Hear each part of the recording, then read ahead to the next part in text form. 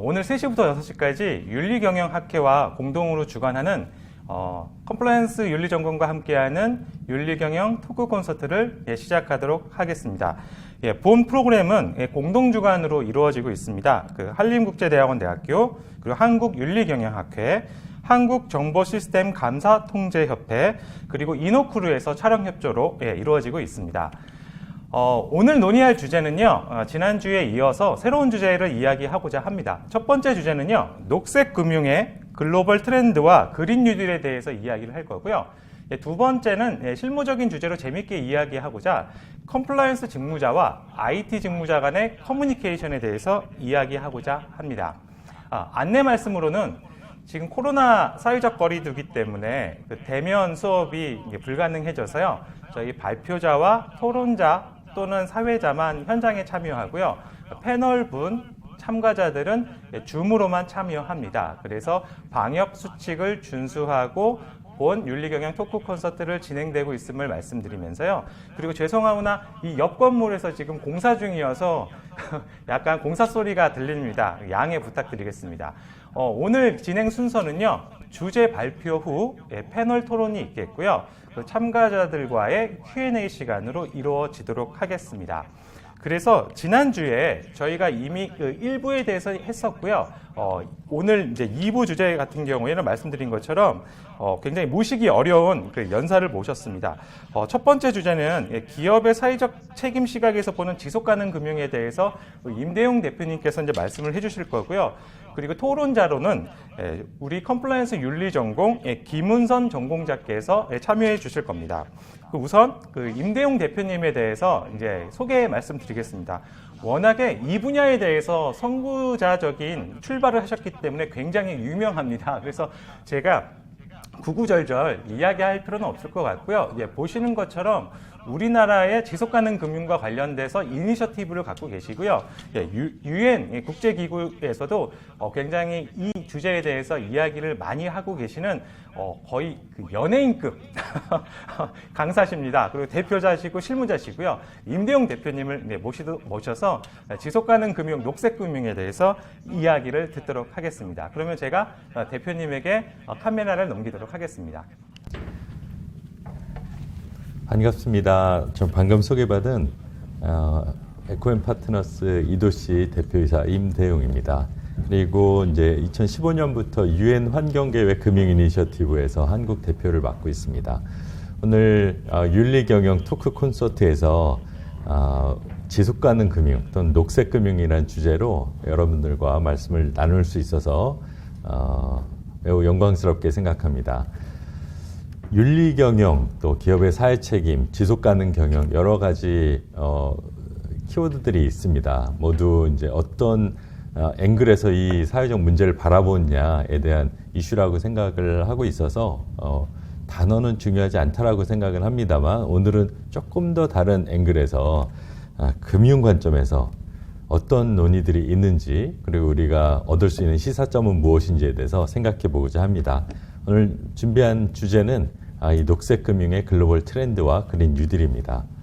먼저 제가 속해 있는 UNEP 파이낸스 이니셔티브, 저희는 UNEP FI라고 부르고 있는데요. 여기 기관 소개를 드리겠습니다. 저희는 이제 27, 8년 전에 금융기관들이 먼저 저희 UN에 와서 지속가능 금융, 녹색금융을 같이 해보자라고 해서 만들어진 UN과 금융기관 간의 퍼블릭 프라이빗 파트너십입니다. 현재 전 세계 한 500여 개 은행들, 보험회사, 투자기관, 국제기구들이 참여하고 있고요. 지속가능 금융과 관련된 원칙들, 소위 ESG라는 단어를, 환경사회 거버넌스라는 단어를 들어보셨을 텐데요. 단어를 만든 기관이기도 합니다. 국내에서는 신한금융그룹, 하나금융그룹, 또 DGB금융그룹, KB금융그룹, 우리금융그룹, 삼성화재, DB손해보험, 신한생명, 그리고 얼마 전에 KAIT에서 참여를 해주셨고요. 금융감독원 등이 저희 기관으로 되어 있습니다. 왜 금융에 관심을 가져야 되는가부터 먼저 말씀을 드리고 발표를 하도록 하겠습니다. 올해 시작할 때 정부 예산이 한 500조 원을 살짝 상회해서 시작을 했죠. 그에 반면에 이제 우리나라 명목 GDP는 2019년 말 기준으로 약 한 2,000조 원 가까이 됩니다. 올해는 2,000조 원이 이제 넘어간다는 소리를 듣고 있고요.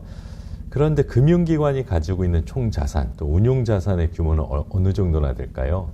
한 6, 7천조 원에 달한다고 합니다. 그러니까 정부 예산이나 국가 전체의 GDP보다 훨씬 큰 규모이죠. 그래서 규모 차원에서도 이것을 들여다봐야 될 것이고, 자금의 흐름을 어떤 방향으로 우리가 유도할 수 있느냐에 따라서 사회를 바꿀 수도 있겠다라는 생각을 가져보게 됩니다. 오늘 말씀드릴 내용은 크게 세 가지입니다. 먼저 이제 버텀업에서 금융기관들이 지난 30여 년간 무엇을 했는지 설명을 드리고, 두 번째로는 탑다운으로 최근 한 3, 4년 동안 벌어지고 있는 지속가능 금융, 녹색 금융의 제도화 동향에 대해서 말씀을 드리고, 마지막으로 그린 파이낸스의 그 어떤 용처가 최근에는 그린 뉴딜하고 연결이 되고 있어서 그 내용에 대해서 말씀을 드리도록 하겠습니다. 이 지속가능 금융이라고 하면, 또는 녹색 금융이라고 하면 이렇게 정리를 해볼 수가 있겠습니다. 하나는 지속가능하지 않은 곳에 돈이 흘러가지 않게 하는 게 있겠죠. 소위 금융기관 입장에서는 리스크 관리라고 할 것이고요. 또 하나는 지속가능한 곳에 돈이 흘러가게끔 하는 것입니다. 새로운 신성장 동력으로서 이 금융을 바라볼 수가 있겠습니다. 먼저 이제 지난 한 30여 년간 금융회사들이 자발적으로 조금 저렴하게 얘기를 하자면 돈을 벌기 위해서, 또는 돈을 잃지 않기 위해서 해왔던 이 자발적인 녹색 금융에 대해서 버텀업 관점에서 설명을 드려보겠습니다. 한 30년 가까이 되다 보니까 이미 지속가능 금융, 녹색 금융은 금융회사 내에 자리를 잡았습니다. 자리를 잡았다는 얘기는 뭐냐면 금융회사들의 정책에, 금융정책에 녹아 들어가기 시작했다라는 말씀이죠. 여기 가지고 온 자료는 이제 골드만삭스와 JP모건 체이스의 사례입니다. 이 두 회사 말고도 웬만한 금융기관에는 환경 방침 또는 지속가능성 방침을 가지고 있습니다. 내용을 보게 되면 투자 기회는 적극적으로 찾아서 신성장 동력으로서 환경과 ESG를 들여다봐야겠다라는 것이고요. 두 번째로는 환경과 사회 문제 때문에 우리가 투자한 돈을 회수할 수 없거나 투자한 자산의 가치가 떨어질 수 있기 때문에 리스크 관리를 적극적으로 해야겠다라는 것을 이미 방침의 정책에 반영을 하고 있습니다. 그렇다면 이 오퍼튜니티와 리스크 사이드에서 어떤 일이 벌어지고 있는지 몇 가지 사례를 가지고 얘기를 해보도록 하겠습니다. 첫 번째 이제 오퍼튜니티에서 HSBC의 사례입니다. 전 세계적으로 기후변화 문제 해결에는 큰 돈이, 막대한 자금이 필요합니다. 2030년까지 기후변화 대응을 위해서 필요한 글로벌 투자가 93 트릴리언 US 달러라고 합니다. 10경원이 넘어가는 거죠. 그래서 HSBC의 케이스는 우리가 녹색 경제에 파이낸싱을 해주겠다라는 정책을 가지고 있습니다. 단적으로 녹색의 어떤 변화, 파리 기후협정에 따라서 우리가 어떤 금융상품과 서비스를 더 제공할 것인지에 대한 어떤 의지를 나타내고 있다, 이렇게 볼 수가 있겠죠. 저 멀리 미국으로 넘어가서 미국의 금융기관들도 과연 이런 것들을 하고 있는가라는 차원에서 시티그룹의 사례를 가져왔는데요. 여러분들 그 지속가능 발전 목표, Sustainable Development Goals에서 SDG라는 말씀을 많이 들어보셨을 겁니다. 그거와 비슷하게 여기에서 시티그룹에서는 100빌리언 US 달러 Environmental Finance Goal, EFG가 있습니다. 내용은 2014년에서 2024년까지 100빌리언 US 달러니까 약 한 110조 원의 돈을 환경에 투자하겠다라는 겁니다. 그래서 2014년부터 매년 내가 어느 정도의 자금을 환경에 금융 제공을 했는지 매년 지속가능 경영보고서, 사회책임 경영보고서를 통해서 공개를 하고 있는데요. 불과 한 4, 5년 만에 이 목표를 달성했습니다. 그래서 올해는 이 100빌리언 US 달러의 목표를 2025년까지 해서 250빌리언, 그러니까 약 한 300조 원 조금 안 되는 자금을 5년 동안 환경에 쓰겠다라는 이제 목표를 제시한 바가 있습니다. 이들이 주목하는 6개 분야가 있습니다. 첫 번째는 재생에너지고요. 두 번째 에너지 효율, 세 번째 지속가능한 수송, 대중교통, 철도 이런 것들이 되겠죠. 그리고 전기차 이런 것들이 될 것입니다. 그리고 물, 클린테크, 그리고 그린 빌딩 6가지 분야에 주목하고 있습니다. 이들이 이렇게 이 6가지 분야에게 금융을 늘린다는 얘기는 앞으로 자금의 흐름이 또 산업의 흐름이 이쪽으로 흘러가겠다라는 것을 연상케 할 수 있습니다. 2010년 정도부터 시작해서 전 세계적으로 녹색 채권 또는 ESG 채권이라고 부르는 지속가능 채권이라고 부르는 열풍이 불기 시작했는데요. 녹색 채권이라고 하면 녹색 기술과 녹색 프로젝트에 100% 투자하는 채권을 말합니다. 처음에는 MDB들 중심으로 EBRD나 이런 정책은행 국제 정책 금융기관들이 녹색 채권을 발행하기 시작했는데 어느 시점에서부턴가 각 우리나라 기재부라든지 또는 뉴욕주라든지 또는 한국 전력공사 이런 이제 공적인 공사들 그리고 일반 민간 기업들, 은행들 이런 곳들이 녹색 채권을 발행하기 시작했습니다. 그만큼 녹색 프로젝트에 대한 니즈가 커지고 있다 이렇게 볼 수가 있겠죠. 그러면서 이제 얘기가 나오기 시작한 게 그러면 뭐가 녹색이냐? 우리도 텔레비전에서 많이 나오는 것이 산을 깎고 태양광 설치하면 이게 녹색이냐 아니냐 이런 얘기들이 많지 않습니까? 그래서 2018년 정도부터 시작해서 유로피안 커미션의 금융안전국을 중심으로 무엇이 녹색 경제활동이냐에 대한 정의를 법적으로 내리기 시작합니다. 그 내용이 소위 텍소노미라는 겁니다. EU 텍소노미인데 텍소노미란 단어는 무엇인가를 이렇게 정리하는 분류체계를 의미하기도 합니다. 이 텍소노미의 EU에서 얘기한 텍소노미의 정의에 따르면 그림에서 보시는 것처럼 온실가스의 감축, 기후변화의 적응, 그리고 물, 순환 자원 폐기물, 환경 오염, 생물 다양성 생태계 이 6가지의 환경 목적 중에 하나에는 기여를 해야 된다. 그러면서도 나머지 5가지에 중대한 영향을 줘서는 안 된다.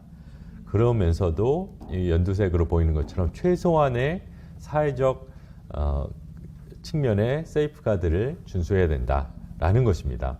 이렇게 되면 아무리 태양광 발전이라고 할지라도 산을 깎으면서 생태계를 파괴하면서 태양광 발전을 하는 것은 녹색 경제활동이 안 되겠죠. 그리고 아무리 평지에 태양광을 설치하더라도 아동노동, 강제노동과 같은 또는 기존의 원주민들의 이주 대책 없이 진행되는 녹색 경제활동은 녹색이 아니다라는 내용입니다. 우리나라에서도 이제 EU 텍소노미처럼 K 텍소노미가 지금 초안이 나와 있는 상태고 내년 이 텍소노미와 관련돼서 법안까지도 현재 나와 있는 상태입니다. 이 텍소노미는 어디에 쓰게 되냐면 그린 뉴딜에 쓰입니다. EU의 경우에도 EU 텍소노미는 그린 뉴딜에 EU의 자금이 텍소노미에 해당하는 녹색 경제 활동으로 갈 수 있도록 하는 방식으로 사용되고 있습니다. 여태까지 이제 오퍼튜니티 사이드에서 우리 금융기관들이 이 주제를 어떻게 바라봤는지에 대해서 말씀을 드렸습니다. 저렴한 용어로 소위 돈이 된다라는 뜻이겠죠. 그런데 이제 지금부터 말씀드릴 내용은 그런 것이 아니라 이 환경이나 사회 또 거버넌스에 대한 고려를 잘 못했을 때 돈을 잃게 될 수도 있기 때문에 돈을 잃지 말자라는 측면에서 리스크 관리가 강화되고 있는 내용을 설명드리고자 합니다. 전 세계적으로 환경사회 리스크 관리라는 것이 은행들을 중심으로 프로젝트 파이낸싱을 중심으로 도입이 되어 왔습니다. 내용은 뭐냐면 누군가가 어떤 프로젝트에 투자를 하기 위해서 금융회사의 동참을 요청했을 때 이 프로젝트를 환경사회적인 영향도에 따라 카테고리 A, B, C로 나눠서 그 수준에 맞춰서 카테고리 A에 해당하는 프로젝트에 대해서는 환경사회 리스크 관리에 대한 플랜, 매니지먼트를 어떻게 할 것인지에 대한 플랜을 갖추고 이거를 대외에 공개를 해서 NGO나 사회단체들이 문제 제기를 하지 않는 경우에 프로젝트 파이낸싱을 해주는 이런 체계들이 만들어지고 있습니다. 이미 정착화되어 있습니다. 국내에서도 수출입은행과 한국산업은행이 이런 제도를 도입을 했고요. 민간에서도 신한금융그룹 같은 곳이 이런 체계를 도입을 한 바 있습니다. 소위 국제금융공사 IFC 월드뱅크 그룹이죠. 여기에서도 익스클루션 리스트가 있어서 이러이러한 측면의 것들은 우리가 금융을 하지 않겠다라고 해서 배제 요건을 발표하기도 했습니다. 이렇게 하면서 금융기관 입장에서는 어디에 돈을 써야 될 것이냐, 그리고 환경과 사회의 관점에서 어떤 리스크를 관리해야 될 것이냐, 이 두 가지를 가지고 한 30여 년 동안 이 지속가능 금융, 녹색금융, 표현은 다양합니다만 이런 활동을 해왔습니다. 그러다가 한 12, 13년 전에 저도 저 유넵 FI의 자산운용 워킹그룹에 참여를 하고 있었는데 ESG라는 환경사회 거버넌스라는 요소가 주가에 영향을 미칠 수 있다라는 이제 저희가 근거 자료를 전 세계적으로 수집하기 시작했습니다. 그리고 그 내용을 법률회사에 그때 당시에 프레시필드라는 법률회사에 내용을 주면서 법적 해석을 의뢰를 했습니다. 그때 저희가 얻은 법률 해석은 어떤 시장에서 ESG가 주가에 영향을 미치고 있는데 투자자가 ESG를 고려하지 않으면 그것은 무책임한 투자다. 이런 그 법률 해석을 받았습니다. 리걸 케이스라고 부르시더라고요. 그러면서 ESG라는 단어를 뭔가 주류화시키자라는 생각에서 저희 유넵 FI에서 이 주제를 가지고 UN 글로벌 컴팩트에 찾아갔습니다. 당시에 코피 아난 UN 사무총장이 있을 텐데요. 그래서 책임 투자 원칙 PRI라는 것을 제안했습니다. 그래서 이 PRI를 UN 기구로 처음에는 만들었다가 지금은 UN은 공식적으로 어떤 민간 회사의 잘잘못에 대해서 얘기할 수가 없는 조직입니다. 그런데 책임 투자에서는 소위 인게이지먼트라는 표현을 쓰면서 어떤 회사가 잘못했다 이런 것을 시정해라 라는 얘기를 해야 되기 때문에 지금 PRI는 영국의 어떤 금융산업협회처럼 지금 되어 있고 저희 유넵 FI도 퍼머넌트 디렉터십을 가지고 있는데요. 어쨌든 ESG를 자산운용사와 에셋 오너들, 연기금과 보험사가 되겠죠. 여기에 투자 의사결정에 이제 통합시키는 것을 가지고 한 12, 13년 전에 PRI를 만들었습니다. 그리고 한 7, 8년 전에는 보험사들을 중심으로 지속가능 보험 원칙을 만들었습니다. 이때에도 ESG라는 요소가 그 보험에 영향을 미친다. 보험사는 크게 인베스트먼트도 하지만 언더라이팅을 하지 않습니까? 그래서 이 두 가지 모두 활동에 ESG를 넣어야 되겠다라는 차원에서 이제 지속가능 보험 원칙이 만들어졌고요. 바로 작년 2019년에 책임은행 원칙을 또 만들게 됐습니다. 그래서 투자, 보험, 은행 이 세 개의 핵심 어떤 그 금융 산업들이 다 ESG에 관심을 갖게 됐는데, 근데 책임은행 원칙을 이렇게 보시면 특이한 점이 하나 있죠. 네, 바로 ESG라는 단어를 쓰지 않습니다. 왜 그럴까요? 은행은 가장 보수적인 집단이라고 볼 수가 있겠습니다. 은행에서는 자금을 대출해주고 언제까지 1년 만기, 3년 만기 안에 원리금을 상환할 수 있으면 되거든요. 그래서 굳이 사회적 책임이나 거버넌스를 고려하지 않아도 되는 조직이기도 합니다. 업의 생태상. 그런데 여기에서 관심을 가지고 들여다본 것은 파리 기후협정입니다. 여기부터 이제 기후변화의 포커스에서 여러분들하고 말씀을 나누고자 합니다. 기후변화는 ESG랑 약간 성격이 달라요. 뭐가 다르냐면 전부 다 화폐화됩니다. 이 그림을 보시면 NGFS라는 곳에서 발표한 내용인데요. NGFS는 금융 시스템 녹색화 네트워크입니다. 근데 이 앞에 뭐가 있냐면 Central Banks and Regulators 네트워크예요. 그러니까 중앙은행과 금융 감독기관들이 모여서 금융 시스템을 어떻게 녹색화하지 하는 그런 그룹입니다. 그러니까 전 세계에서 굉장히 힘 있는 기관들이 다 모여 있는 곳이죠. 여기에서 여기 그래프에서 보시는 것처럼 두 가지 그림을 보여줍니다. 먼저 아래부터 설명을 드리자면 기후변화에 제대로 대응하지 않으면 검은색처럼 1인당 GDP가 뚝뚝뚝뚝 떨어져서 2100년이 되면 25%가 줄어든다고 합니다. 그러니까 1인당 GDP 4만 불이라고 얘기하는 국가에서는 만 불이 떨어지고 25%가 만 불이잖아요. 3만 불로 떨어진다는 얘기죠. 저걸 어떻게 계산했을까? 굉장히 쉽습니다. 우리가 기후변화로 인해서 이제 침수 피해를 당하거나 산불이 나거나 이런 가뭄이 생겨서 공장 가동을 못해요. 그러면 기업들이 가장 먼저 찾아가는 것은 보험사입니다. 그래서 경제적 손실을 추정을 하고 그것에 따라서 보험금을 받습니다. 그렇기 때문에 기후변화의 물리적 리스크는 항상 이렇게 재무적으로 숫자가 남아 있어요. 그러다 보니 금융기관들이 보기가 쉽다라는 거죠. 근데 위에 그림은 뭐냐면 소위 트랜지션 리스크라고 해서 이행 리스크 또는 전환 리스크라고 부르는 것인데, 그렇다면 온실가스를 줄이기 위해서 우리가 노력을 한다, 탄소 중립을 한다, 저탄소를 한다, 이런 얘기를 하게 되면 꼭 나오는 얘기가, 그렇다면 기존의 온실가스를 많이 배출하고 있는 다배출 업종이 업종 전환을 해야 되다 보니까 석탄 발전소가 문을 닫겠죠. 그리고 화석연료 기반의 회사들이 경영상 어려움을 겪을 겁니다.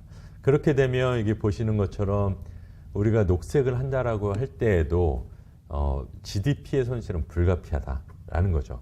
하지만 이제 진한 녹색은 차근차근 그린 뉴딜을 했을 때 그 손실을 한 2%에서 4% 이내로 막을 수 있다라는 거지만, 연두색에서 보시는 것처럼 아무 대책 없이 나중에 뭔가를 할 때는 GDP의 한 9%까지도 떨어진다, 심각한 상황이다, 이런 얘기입니다. 하지만 이 두 개의 그래프를 제가 요약을 해보자면, 기후변화 안 해도 손실이고 해도 손실입니다. 그죠? 그런데 그래프에 없는 것은 그린 레비뉴라는 게 있습니다. 우리가 많이 아는 것처럼 올해 LG화학, 삼성 SDI, SK이노베이션의 주가가 많이 올랐는데요. 그것은 다름 아닌 배터리 때문입니다.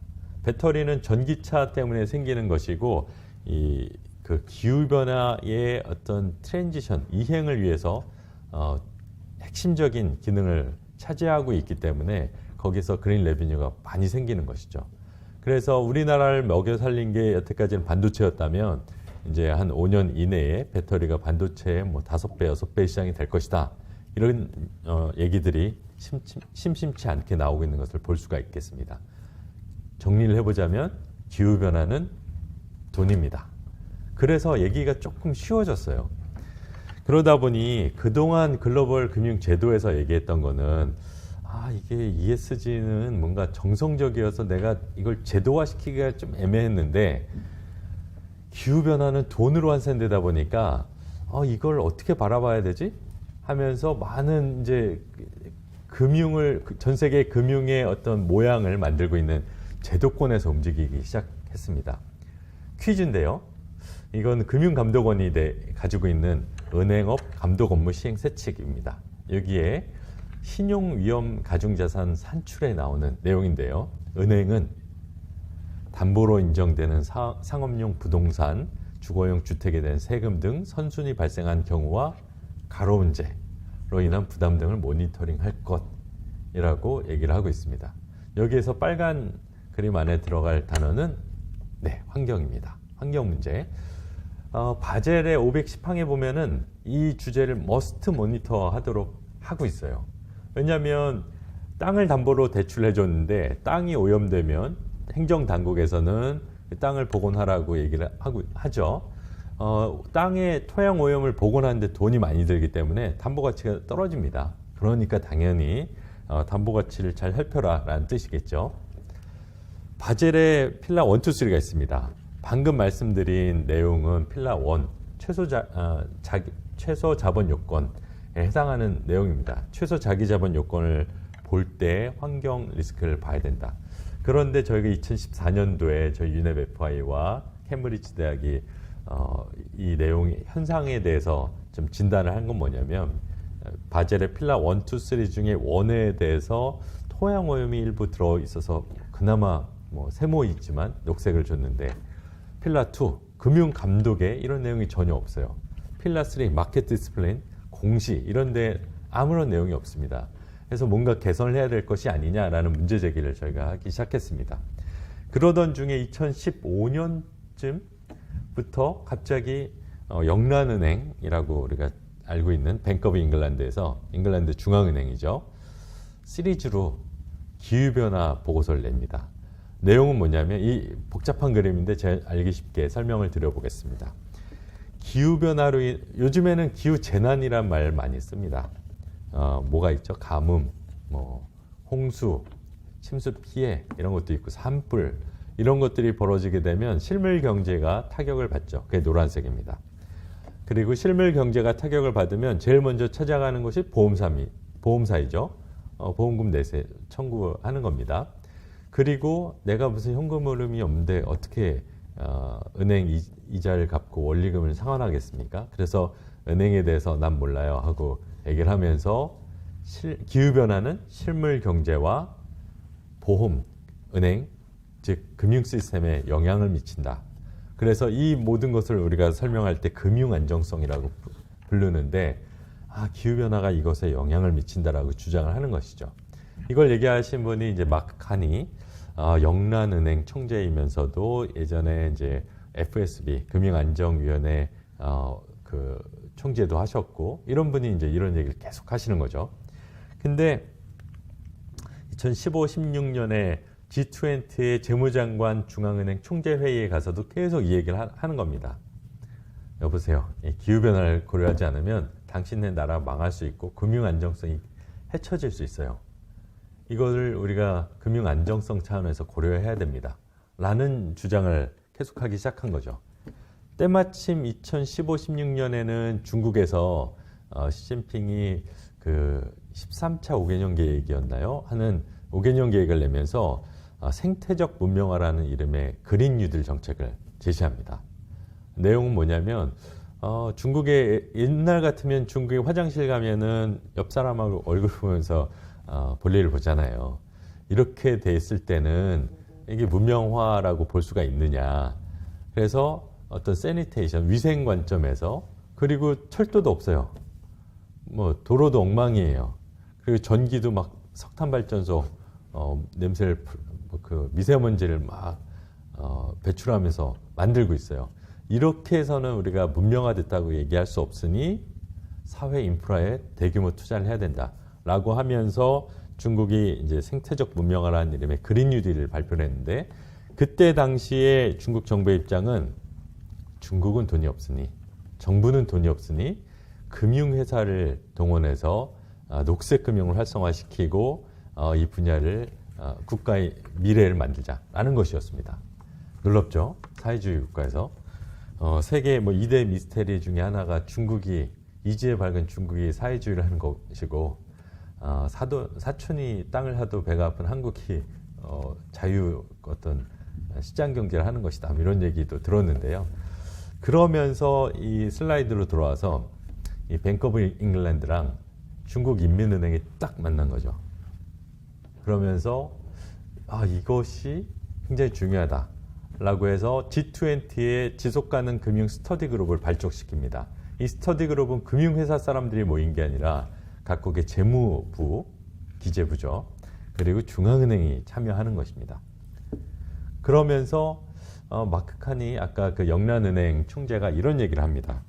아니 알겠는데 이 기후변화가 분명히 경제에 영향을 미치는데 우리 금융회사가 할 수 있는 건 아무것도 없어요. 왜냐하면 나한테는 적당한 정보가 주어지지 않기 때문입니다. 그래서 기업들이 애뉴얼 리포트, 재무정보를 공시할 때 기후변화에 대한 리스크와 오퍼튜니티를 넣게 하자라는 것을 제안합니다. 그게 바로 이제 금융안정위원회 FSB의 TCFD입니다. FSB는 이제 IMF가 미국의 영향을 많이 받고 있기 때문에 G20가 만든 IMF 대용 어떤 금융 안정성에 대한 관리 기구입니다. 여기에서 금융 안정성 차원에서 기후 변화와 관련된 재무 공시를 해야 된다라는 어떤 새로운 프레임을 만든 것이죠. 이 그림을 다 설명을 드리면 좋겠는데 쉽게 얘기해서 기후 변화가 어떤 실질적인 리스크 요인으로 작동하고 아까 배터리나 친환경차처럼 오퍼튜니티로 작동을 하는데 이것을 기업이 어떻게 전략적으로 플래닝을 하고 리스크 관리를 어떻게 하냐에 따라 재무제표에 매출 손익, 매출 비용 손익, 그리고 자본, 부채, 자산 이런 것들이 바뀐다. 그래서 그 내용을 담아서 공개를 하라는 게 FSB의 TCFD 내용입니다. 처음에 이게 2017년 6월에 나왔을 때 저도 좋은 얘기, 약간 성경책에 나온 얘기 같았어요. 그런데 이 내용이 이제 어떻게 제도화가 되는지에 대해서 좀 설명을 드리려고 합니다. 2017년 이 얘기가 나오자마자 전 세계 은행들이 저희 UNFFI에 와서 이거 하나 해보자. TCFD가 중요해진다고 했는데 만약에 누가 나한테 돈 빌리러 오면 저는 어떻게 해야 돼요? 라고 해서 이런 프로세스를 만들었습니다. 다 같이 모여서. 뭐냐면 그 섹터가 뭔지를 보는 거예요. 업이 뭔지. 그 업이 아무리 돈을 많이 벌어도 석탄 발전소라든지 또 석유화학 기반의 어떤 화석연료 기반의 비즈니스다. 그럼 업에서 벌써 빨간 딱지를 딱 붙입니다. 두 번째로는 우하단의 그림인데요. 개별 기업에 대해서 그들이 가지고 있는 어떤 온실가스 배출 특성이나 녹색 매출을 일으킬 수 있는 어떤 기술적 특허라든지 이런 것들 보면서 신용 등급을 조정을 해줍니다. 그래서 이 두 가지를 합쳐서 expected loss를 계산하죠. 그러면 그 회사에 대해서 여신 한도와 이자율이 결정이 됩니다. 그래서 이런 식으로 이게 구체화되기 시작했어요. 그러다가 이 유로피안 커미션 금융안전국이 2018년도에 EU 지속가능 금융 액션 플랜을 발표합니다. 이것은 법제도 패키지예요. 크게 3가지 목표와 10개 액션 플랜이 있는데 3가지 목표는 지속가능한 데 돈을 넣는 거예요. 캐피탈 흐름을 지속가능하게 가자. 그리고 지속가능하지 않은 곳에 돈이 안 가게 리스크 관리를 하자. 3번째로는 장기 투자, 투명한 어떤 금융 문화를 만들어 가자라는 겁니다. 그리고 오른쪽에 있는 것처럼 10가지 액션 플랜이 나오는데 첫 번째가 아까 보셨던 텍소노미, 분류체계입니다. 이게 녹색금융의 출발점이에요. 두 번째는 녹색 금융 상품에 대한 라벨을 어떻게 붙여줄 것이냐. 세 번째는 그린 뉴딜처럼 그린 인프라 투자를 어떻게 촉진할 거냐. 투자 자문에 그리고 주가 지수에 신용평가에 ESG를 어떻게 녹여낼 거냐. 그리고 예전에 제가 프레시필드 법률회사에서는 리걸 케이스로 말씀드렸는데 이거는 이제는 7번인데요. 기관 투자가가 ESG 고려하는 거는 수탁자 책무다라고 법에 아예 명기를 했고요. 8번이 가장 중요합니다. 은행과 보험은 그 금융 감독을 할 때 기후 리스크를 반드시 고려하겠다라는 게 들어왔고요. 9번이 TCFD, 아까 재무정보 공시를 할 때 기후 리스크를 넣는 이것, 그리고 아무래도 재무제표다 보니까 IFRS와 연결이 돼서 회계 기준까지 접목시키는 것. 그리고 마지막 중요합니다. 금융기관 녹색 투자에 대한 어떤 책임을 금융기관의 이사회에 부여합니다. 그래서 석탄 투자를 잘못했을 때 기존에는 석탄 투자를 하게 되면 이게 자초자산이 돼서 원리금 상환이 안 될 건데 의사결정을 하게 되면 그것은 어떤 전문성에 기반한 의사결정이었어 하고 책임을 묻지 않습니다. 하지만 이런 이후에 이 거버넌스가 도입이 되면서 10번째 액션 플랜이 도입되면서 이런 의사결정을 잘못한 임원에 대해서 법적 책임을 물을 수 있는 기반이 만들어졌다라고 말씀드릴 수가 있겠습니다. 그래서 이유니까 18년, 19년 이때 저 액션 플랜이 거의 다 이제 이행이 됐는데 과연 전 세계적으로 이게 확산이 될 것이냐에 대한 건 다른 얘기잖아요. 그때 아까 말씀드린 중앙은행과 금융감독기관의 금융시스템 녹색화 네트워크 NGFS가 짠 하고 나타납니다. 그래서 2019년에 6대 권고안을 내는데 첫 번째가 기후변화 관련된 리스크를 금융안정성 관리에 매크로한 거시 관리에 넣는다. 한국은행 들어와라. 두 번째, 미시 금융감독에 반영시킨다. 금융감독원 들어와라. 입니다. 그리고 두 번째가 중앙은행도 ESG 투자를 해라. 라는 거고요. 세 번째, 네 번째는 이제 다 함께 가자라는 건데, 다섯 번째에서는 TCFT 공시체계를 제도화시키자. 그리고 여섯 번째는 텍소노미 해서 TCFT와 텍소노미가 계속 이제 등장을 하면서 이게 전 세계 각국 정부에서 법제화가 되고 있다라는 거고요. 이 6대 권고안의 세부 내용들은 이제 자료를 참고해 주시면 좋겠습니다. 그러면서 그래도 뭐 권고안이니까 뭐 이 정도 할 수 있지라고 생각을 했는데 올해 5월 달에 NGFS에서 금융감독기관을 위한 가이드를 만들었습니다. 내용은 금융감독기관이 기후 관련된 환경 리스크를 금융감독 프로세스에 어떻게 통합시킬 건지에 대한 가이드입니다. 첫 번째는 금융감독원 자체도 우리 일반 민간 회사들처럼 이 기후 리스크 관리를 위한 어떤 이사회의 역할 그리고 조직도 새로 만들어야 된다라는 거고요. 오른쪽에 이제 가운데 내용을 보시게 되면 각 감독기관은 거버넌스, 전략, 리스크 관리, 시나리오 분석, 스트레스 테스트, 정보 공개를 하도록 금융회사한테 이것들 요구를 해야 된다. 이 내용이 뭐냐면 TCFT 권고안의 내용입니다. TCFT를 이제 감독 프로세스에 반영을 시키겠다라는 내용이죠.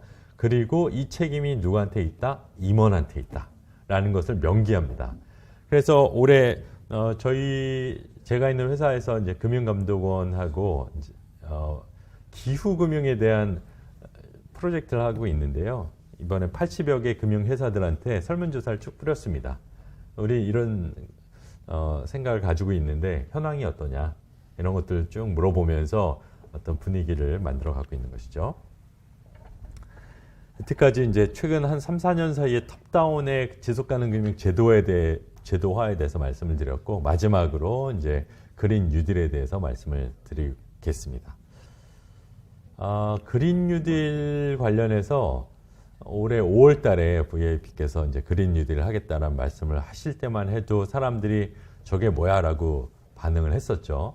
사실 그 전에는 이제 작년에 유러피안 그린딜을 먼저 발표를 했었고 이런 움직임이 좀 있다가 코로나를 맞이해서 어떤 경기 부양에 대한 니즈가 있었고 기왕 경기 부양을 할 거면 그린 인프라, 그린 리커버리를 하자라고 하면서 이 그린 뉴딜이 많이 힘을 얻기 시작했습니다. 그래서 저도 이제 뭐 관여를 하면서 이걸 어떻게 끌고 갈 것이냐에 대한 어떤 조언을 하는 가운데 정부가 무슨 돈이 있냐, 중국 정부도 돈이 없어서 녹색금융 하는 판에 라고 하면서 이 녹색금융에 대한 아이디어를 냈습니다. 그러면서 이번 9월 3일 날 이제 VIP와 금융그룹 회장님들 또 정책은행들 행장님들 이런 분들 모시고 K-뉴딜 금융전략, 뉴딜 펀드에 대해서 발표를 했죠.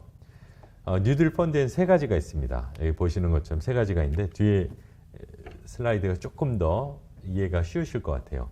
먼저 녹색은 정책형 뉴딜 펀드를 만드는 겁니다. 뉴딜에는 K-뉴딜은 이제 디지털 뉴딜과 그린 뉴딜이 있는데 정책형 뉴딜 펀드를 만들어서 뉴딜 관련된 기업과 프로젝트에 돈이 흘러갈 수 있게 하는 겁니다.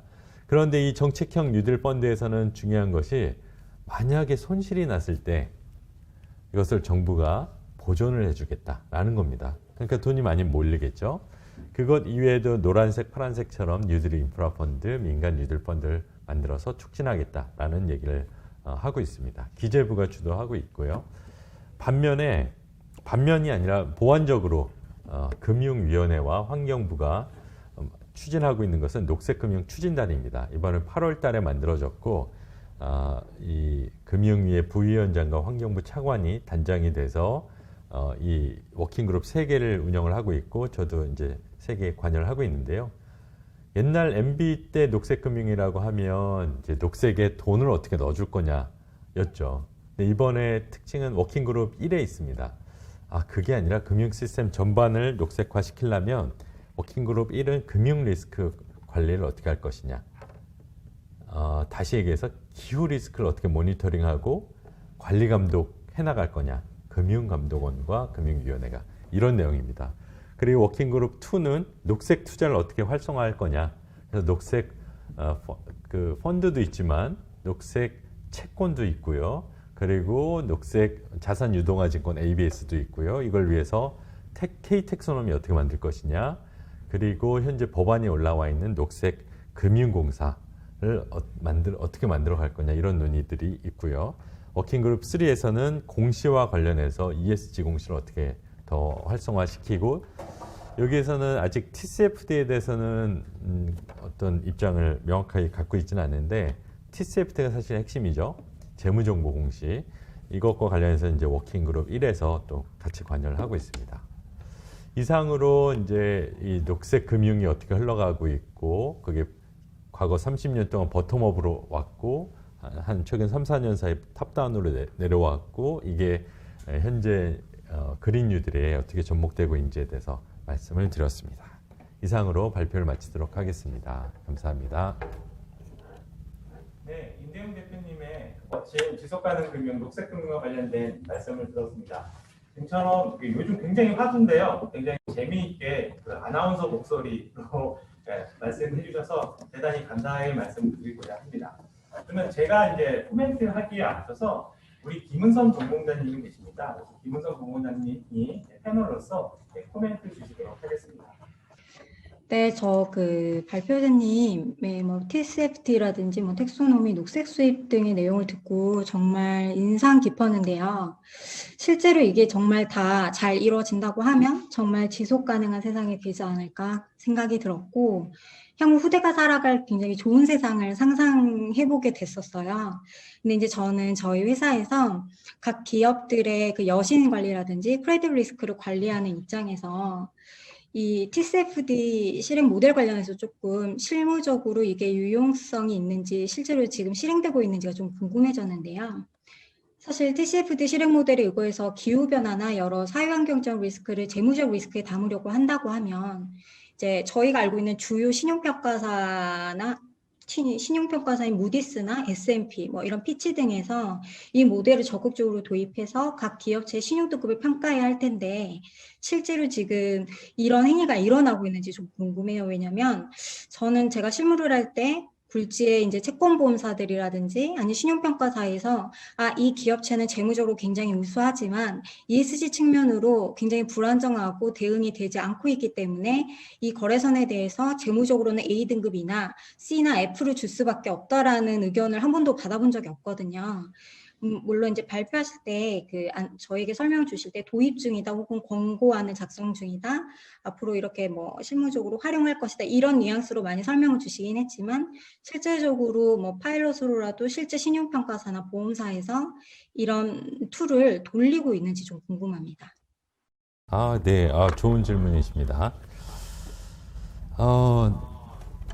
좀 쉽게 설명을 드리자면, 일단 답은 그렇습니다. 그렇게 고려를 하고 있고요. 예를 들어서 이제 무디스 같은 경우에는 국채 평가를 할 때 국가 차원의 기후 변화의 어떤 물리적 리스크 이런 것들을 고려해서 등급을 내고 있고요. S&P에서도 S&P 레이팅에서 이제 기업의 ESG 평가 요소를 가지고 신용 평가랑 접목시키는 활동을 한 2년 동안 했어요. 그런데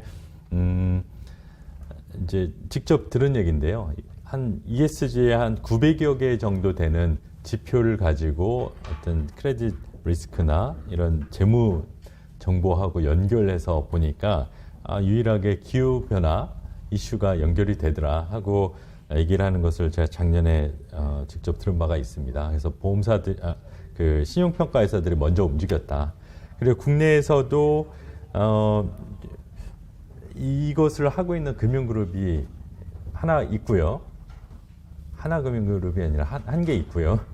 그리고 실제 이걸 접목을 해보면서 과연 우리가 투자한 자산 포트폴리오가 어떻게 변화할지에 대한 관심을 갖기 시작했습니다. 어떤 금융그룹은 이제 내가 투자한 자산 포트폴리오에서 배출되는 배출량을 먼저 계산을 해보고 이게 이제 각 섹터별로 어떻게 익스포저가 나오는지 그리고 각 기업별로 어느 정도나 온실가스를 배출하는데 앞으로 정부가 이제 배출권 거래제에서 할당을 줬을 때 재무적 임팩트가 어떻게 되는지 그리고 이게 원리금 상환 능력과 연결이 어떻게 되는지를 분석하기 시작했어요. 그래서 이런 우리나라의 어떤 금융 그룹들을 보게 되면 하나의 회사가 챔피언으로 치고 나가면 다들 따라오는 상황이기 때문에 금방 이런 이제 논의가 확산될 것이다. 그리고 우리나라 금융감독원에서 이런 논의를 많이 강조하고 있고 작년에는 지속가능 기후금융 스터디 그룹을 감독원이 주관해서 만들었어요. 그래서 5대 금융그룹들, 또 정책은행들, 보험회사들, 연구기관들 다 모아서 공부도 시켰어요. 이렇게 법제도화가 되고 있고 그 세부 내용이 뭐고 그래서 우리가 어떻게 준비해야 될지 이런 얘기를 하면서 이게 생각보다 구체화돼 있다. 반면에 우리나라의 이제 금융회사들도 이제 눈을 뜨면서 이제 시작하는 상황이다. 이렇게 정리를 할 수가 있겠습니다. 패널분의 그 코멘트와 질문 그리고 임대용 대표님께서 명쾌한 답변 감사드립니다. 그럼 다른 분들 질문 하시기에 앞서서 저도 이제 질문 드리고 싶습니다. 그러니까 이게 지금 어떻게 보면 기후 변화가 금액으로 변환된다는 거에 대해서는 동의를 하는데요. 기후 변화에 대한 뭐 주범이라고 하게 되면 사실 그 선진국들의 책임이 크거든요. 그러면 결과론적으로는 이미 다 성장한 선진국들이 개발도상국이라든가 지금 개발을 하고 있는 중앙은행 입장에서는 굉장히 부담이 될 것 같거든요. 그래서 선진국들이 어떤 배려를 해서 그 개발하고자 하는 국가들에 대해서 어느 정도까지 배려해주면서 지원해줄 수 있을 것인지. 왜 그러면 이미 성장한 국가와 이미 성장을 하고자 하는 국가들 간의 이해관계가 다를 것 같거든요. 전 지구적인 측면에서는 그 자연자본이 훼손되기 때문에 이거를 챙겨야 된다는 거는 이제 명분상으로는 동감하지만 경제개발 관련돼서는 인센티브가 없으면 이제 우리가 흔히 얘기하는 개발도상국 입장에서는 따르기가 힘들 것 같은데 주요국들은 어떠한 배려를 준비하는지 이제 궁금하고요. 두 번째는 이게 금융자본주의가 어떻게 여태까지 비난받았던 이유 중에 하나가 실체가 없이 금융자본으로만 성장했다가 녹색금융을 통해 갖고 이제 실체에 접근하게 됐거든요. 그래서 금융자본주의의 또 다른 반성 입장에서 녹색금융이 어떻게 보면은 그 업보를 해소하기 위해서 책임감 있게 접근하는 게 아닌가. 그런 측면에서 선진금융회사에 대한 바람직한 자세 그런 말씀을 좀 해주셨으면 좋을 것 같습니다. 기후변화의 온실가스 배출을 앞으로 얼마나 할 수 있느냐라는 거는 어떻게 보면 환경적인 논의라기보다 경제 논리죠. 어느 정도 기존의 화석연료 기반의 비즈니스를 누가 얼만큼 더 영위를 해 나갈 수 있을 거냐에 대한 얘기인데 그렇게 되면 치킨 게임이 돼서 결국에는 이제 공멸하게 될 것입니다. 지구온도가 한 2도씨가 되게 되면 생물종 멸종이라는 단어가 나오거든요. 멸종. 우리도 하나의 종으로서 멸종이 될 건데, 그래서 이게 굉장히 큰 협상의 영역입니다. 그러면서 선진국들이 하는 거는 개도국에 대한 배려로 기술 제공, 기술 자문 이런 게 있고요. 이것을 이제 CTCN이라는 기구를 통해서 하고 있고, 두 번째는 재무적 재정 지원, 금융 지원을 합니다. 우리나라 송도에 있는 그린 클라이밋 펀드가 이제 유엔 기후변화 협약에서 만든 어떤 개도국 지원 책인데요. 돈과 기술을 주면서 개도국들이 따라올 수 있도록 하는데 이게 배려냐? 이건 좀 다른 얘기예요. 왜냐하면 이걸 통해서 개도국들이 이제 저탄소로 경제 발전을 할 때 필요한 게 다양한 어떤 사회적 인프라나 이런 것들이잖아요. 제도, 그리고 실질적 하드웨어, 소프트웨어 이런 것들인데 선진국들이 들어오면서 기술 지원, 재정, 금융 지원이란 명목으로 개도국들의 어떤 금융 시스템, 사회 시스템을 장악하고 있는 것도 현실입니다. 그래서 여전히 좀 냉혹한 어떤 경쟁의 논리가 여전히 작동하고 있다. 그리고 제가 그 교수님 말씀에 굉장히 동의를 하는데 금융 자본주의의 어떤 반성으로 이게 나와야 된다라고 생각을 하면서도 지금 제가 말씀드린 얘기는 반성을 전혀 하지 않는 것 같아요. 왜냐하면 당연히 이제 우리 뭐 신자유주의의 경제 논리와 철학이 실패했다라고 인정을 하고 가는 건 아니고 그동안 고려하지 않았던 기후변화로 인한 재무적 영향이 이제 재무화 되니까 화폐화 되니까나 이제 고려하겠다 정도 머물러 있는 것도 사실입니다. 그래서 여전히 교수님 지적하신 어떤 그 신자유주의 폐해 이런 것에 대한 논의는 더 있어야 된다고 생각합니다. 네, 임대영 대표님께서 또 명쾌한 답변 감사드립니다. 혹시 저희 세미나 참여하고 있는 전공자 및 참가자들의 질문이 있으시면 채팅창에 질문하시겠다라고 남겨주시면 저희 스태프진들이 마이크를 켜도록 하겠습니다. 오늘 발표해 주신 거 보고 약간 기후변화랑 녹색이 되게 수상적이고 도덕책처럼 들렸는데 이것이 경제적으로 어떤 입증이 이루어졌다라는 그런 자료를 보고 설명을 듣고 또 좀 놀랐는데요. 근데 아까 하신 말씀 중에 기후변화가 ESG가 주가에 영향을 미쳤다라고 결론을 내렸다라고 제가 들은 것 같거든요. 요런 사례에 대해서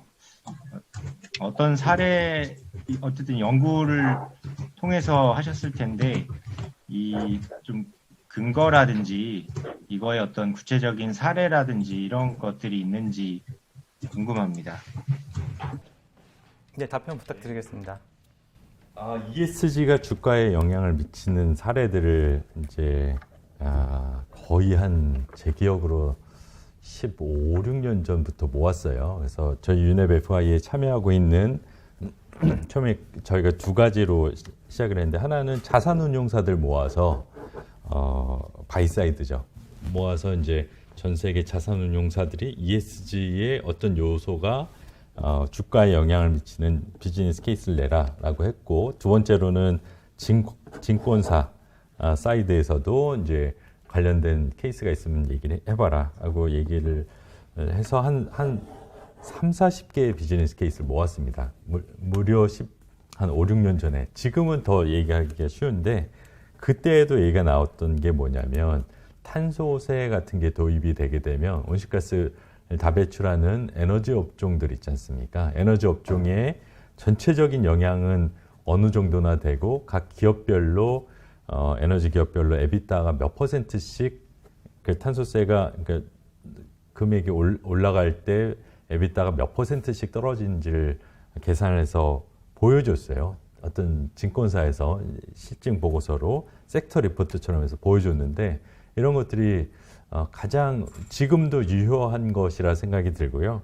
그리고 또 하나는 이제 그린 레비뉴를 창출하는 비즈니스들, 클린테크 비즈니스들이 새로운 어떤 대안으로 뜨고 있다라고 하면서 이제 우리가 보는 테슬라 같은 게 대표적인 예죠. 이런 회사들을. 그래서 리스크 관리 차원에서 하나는 이제 새로운 어떤 그린 시장 차원에서 돈을 벌더라, 주가에 영향을 미치더라 라는 것들을 이제 우리가 설명을 할 수가 있겠습니다. 사실 거버넌스, 제가 이 ESG 평가를 2002년부터 2017년까지 했었는데요. 제일 많이 나오는 게 약간 저는 환경 전문가가 아닙니다. 저는 경영학과 출신인데요. 다들 하는 얘기가 거버넌스가 주가에 영향을 가장 많이 미친다고 얘기를 해요. 그런 연구도 제일 많나요, 사실. 그런데 저는 좀 챌린징을 하고 싶은 게, 경영학과에서 예를 들어서 뭐 영업에 돈을 많이 쓰면 기업이 매출이 늘어난다, 이런 게 생각해 보면 가장 현실적인 얘기인데 그런 논문은 없잖아요. 기업이 돈을 버는 것은 특정 이슈 때문이 아니라 여러 가지 이슈가 복합적으로 기업의 그 재무적 성과를 얘기를 하는데 그렇기 때문에 어떤 특정 이슈가 주가나 기업 가치에 영향을 미친다라고 주류 경영학에서 얘기를 잘 안 하지 않습니까? 근데 거버넌스 쪽에서는 그런 얘기들이 참 많이 나와요. 그래서 저도 좀 신기한 면이 있고, 물론 거버넌스가 잘못됐을 때 주가가, 그러니까 사람들이 이제 그 기업을 회피하면서 주가에 영향을 받는 걸 우리가 볼 수가 있습니다. 그래서 뭐 거버넌스에 대해서 무시할 수 없다라고 결론을 내리고 싶고, 사회적 측면에서 우리가 엔모 유업과 엠모 유업의 사태를 우리가 경험을 하면서 둘 다 갑질 같은 게 있었는데, 하나는 이슈화가 돼서 주가가 폭락이 됐고, 하나는 이슈화가 덜 돼서 영향을 안 받는단 말이죠.